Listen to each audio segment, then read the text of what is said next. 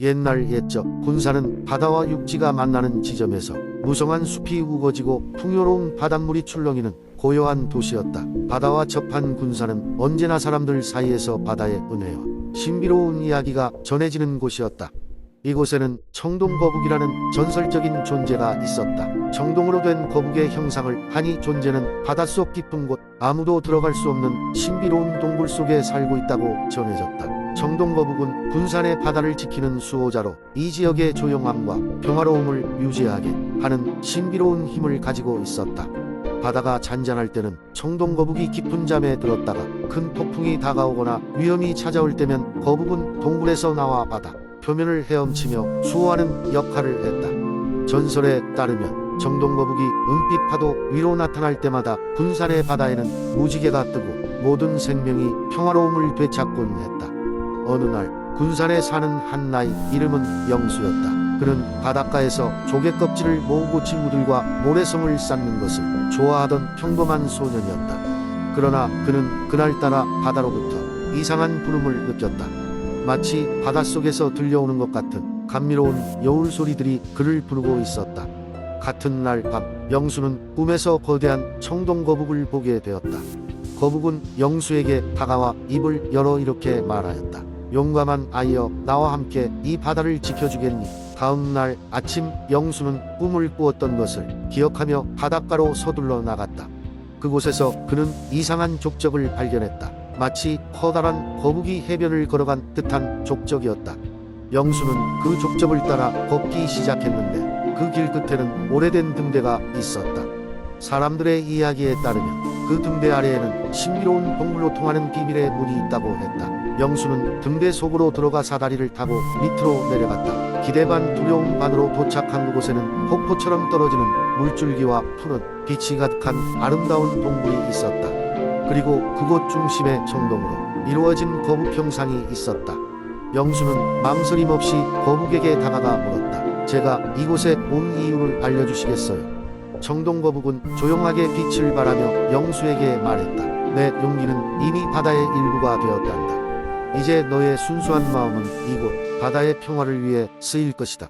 바다가 위협받거나 사람들이 위험에 빠지면 너의 마음속 바다가 울리는 소리를 들을 수 있을 것이야. 영수는 청동거북과 나누었던 그 대화를 마음속 깊이 새기고 다시 현실로 돌아왔다. 이후로도 그는 바다로부터의 부름을 때때로 느꼈고 때론 작은 해류의 변화를 알려주거나 소금기 어린 바람이 불어올 때 해안가 마을 사람들에게 알림으로써 그들을 보호할 수 있었다. 시간은 흘러 영수의 이야기는 후손들에게 전해졌고 누구도 청동거북을 직접 본 적은 없었지만 군산 사람들은 그들의 바다가 특별한 곳이며 여전히 수호자가 있다는 것을 믿고 있었다. 누군가 바다 쪽에서 무지개를 본다면 그날은 청동거북이 그들을 지켜줬다고 말하며 미소를 띠곤 했다. 이렇게 군산의 바다는 전설과 신비 그리고 자연의 아름다움을 품은 채 세월을 이어가고 있었다. 두 번째 이야기, 옛날 옛적 한국 충청남도에 자리한 금산이라는 곳은 아름다운 경관과 더불어 신비로운 약초들이 가득한 지역으로 알려져 있었습니다. 이곳에는 사람들의 병을 낫게 하고 오래 살게 해준다는 전설의 약초가 자라나고 있었죠. 이 약초의 이름은 금산삼으로 효능이 뛰어난 것으로 유명했습니다. 금산삼을 찾아 많은 이들이 금산을 방문했는데 그 중에는 신비로운 일들이 이어지곤 했습니다.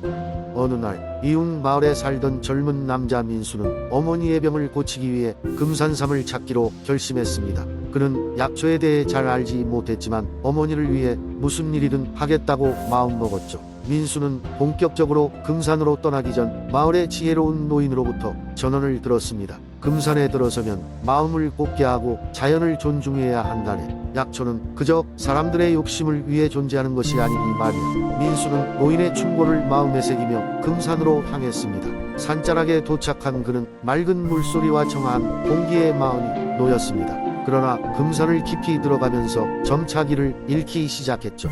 산길은 점점 험난해졌고 민수는 더 이상 어디로 가야 할지 몰랐습니다. 그런데 그때 아주 작고 반짝이는 나방이 민수 앞을 날아다녔습니다. 나방은 길을 안내하듯 날갯짓하며 앞으로 나아갔고 민수는 그 나방을 따라가기 시작했습니다. 나방은 이리저리 산속을 누비더니 드디어 한 곳에 이르렀습니다. 그곳은 말로 표현하기 어려울 정도로 아름다운 자태를 뽐내는 작은 숲이었습니다. 숲의 중앙에는 금빛으로 빛나는 금산삼이 자라고 있었고 그 주변에는 신비로운 기운이 감돌았습니다. 민수는 조심스럽게 다가가 금산삼을 살펴보고는 그저 절로 예의를 표하게 되었습니다. 그는 곧 약초를 케어 어머니에게 돌아갈 수도 있었지만 이상하게도 욕심보다는 숲의 평화를 사랑하게 되었습니다. 마침내 나방이 다시 그 앞에 나타나더니 이번에는 민수를 집으로 이끄는 듯한 길로 향했습니다. 길을 잃어 방황하던 민수에게 나방은 새로운 길을 밝혀준 것입니다. 민수는 이내 산을 내려와 다시 마을로 돌아왔습니다. 민수는 금산삼의 전설을 사실로 만든 듯 어머니에게 약초를 건네주었습니다. 어머니는 금세 건강을 되찾았고 마을에는 민수의 이야기가 널리 퍼졌습니다.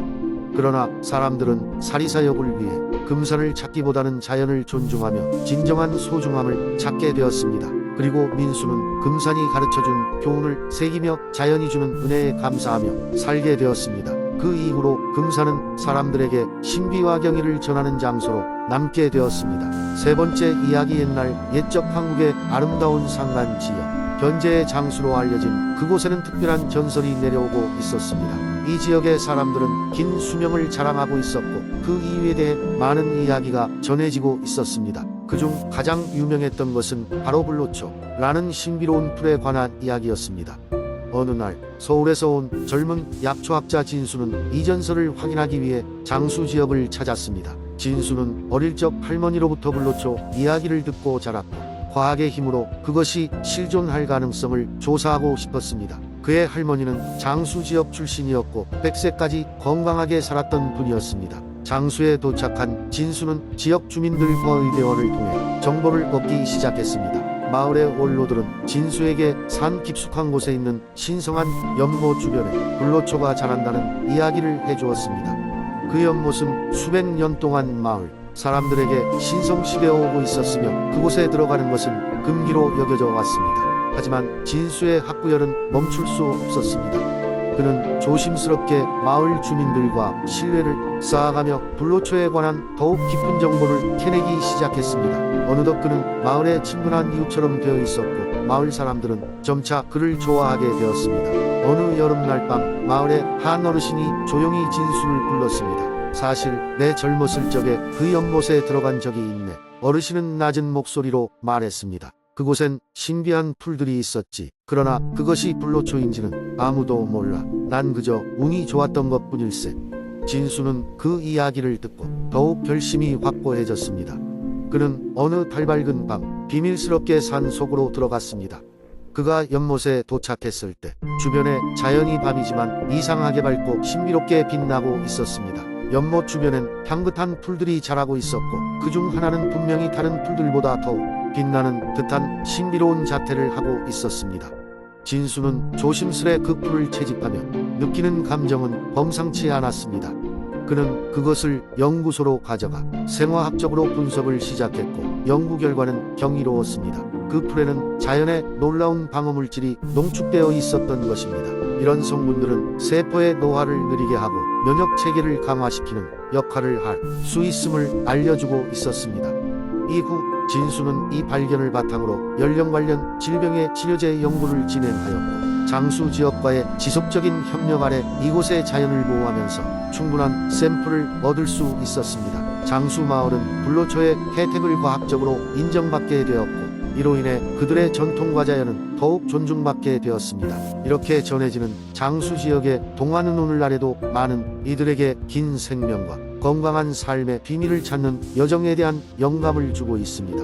네 번째 이야기. 옛날 옛적 아름다운 자연과 풍족한 삶으로 유명한 순천 지역에는 마법의 연못이 있었다고 전해진다. 이 연못에는 특별한 연꽃이 피어 있었고 이 연꽃은 매년 봄 특별한 날에만 그 모습을 드러낸다고 했다. 연꽃이 핀다는 소식이 전해지며 멀리서도 많은 사람들이 순천으로 모여들었다. 순천에 살던 주인공 소녀 예나는 연꽃의 전설을 어렸을 때부터 들으며 자랐다. 그녀의 할머니는 항상 이렇게 이야기하곤 했다. 연꽃이 피는 날 마음 깊은 곳에서 간절히 원하면 어떤 소원이든 이루어질 수 있단다. 하지만 예나는 이 이야기가 단순한 전설에 불과하다고 생각했다. 그러던 어느 해 봄 예나는 마을 근처에서 연못을 둘러싼 이야기를 우연히 듣게 되었다. 그 연못에서는 매년 연꽃이 하나씩 사라지고 있으며 이를 방지하지 않으면 마을에 큰 불운이 닥칠 것이라는 소문이 돌고 있었다.